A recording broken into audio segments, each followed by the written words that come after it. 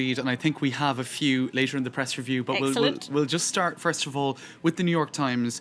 Skepticism on those pledges for Haiti, and they're covering that conference which raised $9.9 billion over 3 years, but they're saying the very size of the outpouring of aid is raising questions about implementation and about these commitments.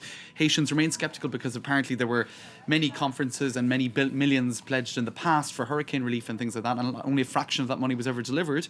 And donors say the scale of this disaster is different, however, so they're saying, it won't happen that way this time. Yet anger mounts among Haitians, says the New York Times, who hear about billions in aid, while hundreds of thousands of them still struggle for earthquake relief. Now, in Haiti Liberté, or Haiti Freedom, that's a weekly Haitian newspaper, they're saying that the World Bank and not Haiti will be in charge of the aid plan, and René Préval's role is basically, it's symbolic, it's purely symbolic, in that the US, as well as Bill Clinton and Hillary Clinton, will really be in charge of administering this money.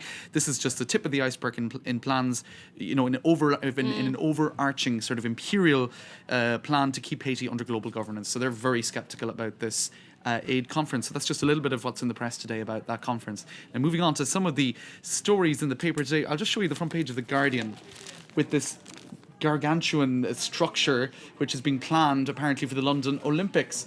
Olympic frame, the tangled steel helter-skelter at the heart of London. Now, if we have a look, we'll go to the Times online if we can, first of all, which is also talking about this. Hubble Bubble Tower will be icon of Olympic legacy.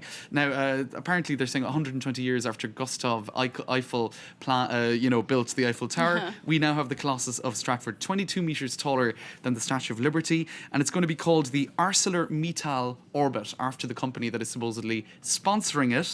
It will have a viewing platform at the top of the restaurant, and if you can have a look there, the viewing platform looks a bit like a hamburger, and apparently there'll be a restaurant up there, and so they're calling it a startling red tower that looks like a mangled roller coaster.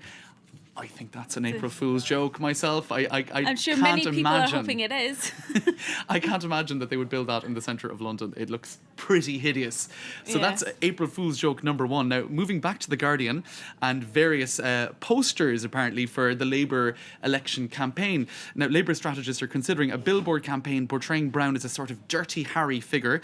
This is because they're saying they initially worried about, the reputation for volatility, all those reports that came out recently. But stories of Brown's testosterone-fueled eruptions could now be responsible maybe for the party's recovery in popularity. So they're going with that. So look at this one, step outside, posh boy. That's obviously aimed at David Cameron. Vote Labour or else. So they're trying to cast Brown as a bit of a toughie. Let's have a look at the next one. Do you want some of this? So we, again, in the same vein. Now, are you looking at me? Exactly. I saw them and I thought, maybe, it's a bit of a weird strategy, but this is possible. Have a look at this. So, the gourd father. Now, at this point, I think it's getting a little bit ridiculous. I think it smells of something a bit odd. Yes. And the next one, Reservoir Dogs. And the final one, Vote Labour or else. And the final one, which I think really stinks of April Fools. Dear. I'll be back because I'll never go away. Now, I think, at this point, you have to kind of admit that it's probably a Guardian April Fool's joke. So they're going all out because they also have that tower, on the front page of the paper. Now, but, if that's being reported in two papers, who knows? We'll see. Now, moving on to another story in The Independent. The Hadron Collider 2 planned for the Circle Line in London. This is one of the metro lines which is going around London. Now, they're saying that they're in talks, the London Underground is in talks with CERN, that's the European Organisation for Nuclear Research, about the possibility of using the Circle Line because it would prevent them from having to kind of build another tunnel. Because, of course, the first one in Geneva is, it has a circuit in a 27-kilometre tunnel underground. So this would save them some money. But there are some concerns about health and safety because this Hadron Collider would be running alongside the London Underground. So they're not going to get rid of the train, they'll just run alongside they'll just have it alongside it. I don't know about that. I think that stinks as well of April Fools. Now, also in The Independent, they go back over some of the more iconic April Fools jokes of the past number of years.